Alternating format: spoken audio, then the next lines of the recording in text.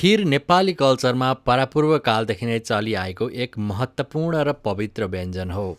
पूजा, party र विभिन्न हाम्रा परम्परागत अकेजनहरूमा हामी एकदमै सम्मानले बनाउँछौँ। मैले यो क्रिएट गरेको खीर चाहिँ एकदमै सजिलो, एकदमै मिठो बनाउने विधि हो। सबैभन्दा पहिला हामी 2 लिटर दुधको लागि 1 र आधा सानो कप मोटो चामललाई लिन्छौँ र यसलाई ओभरनाइट भिजाउँछौँ।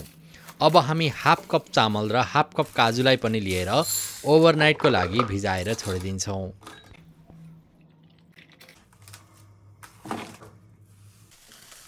फर्स्टमा हामी ओभरनाइट भिजाएको काजु र चामललाई ग्राइन्ड गरी फाइन पेस्ट बनाउँछौँ र भिजेको चामलको पानीलाई पनि फ्याँकिदिन्छौँ।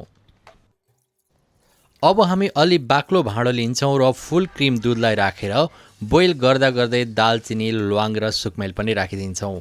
अब हामी भिजाएर राखेको चामललाई पनि राखेर चलाएर पिँधमा लाग्न नदिई मजाले पकाउँछौँ। चामल 90% पाकिसकेपछि यसमा काजु र चामलको पेस्ट राख्छौँ र एकछिन पकाइसकेपछि 1 चम्चा जस्तो घिउ राख्छौँ। अब हाम्रो खीर अलमोस्ट पाकिसकेको स्टेजमा हामी चिनी पनि राखिदिन्छौँ र अन्त्यमा थोरै स्याफ्रन राखिदिन्छौँ। यो चाहिँ अप्सनल हो। खीरको कन्सिस्टेन्सी चाहिँ यो लेभलको हुनु नै पर्दछ। विश्वास गर्नुहोस्, यति मिठो, यति क्रिमी, यति स्वादिलो छ। तपाईहरू पनि एकपटक अवश्य पनि ट्राई गर्नुहोस्। Thank you.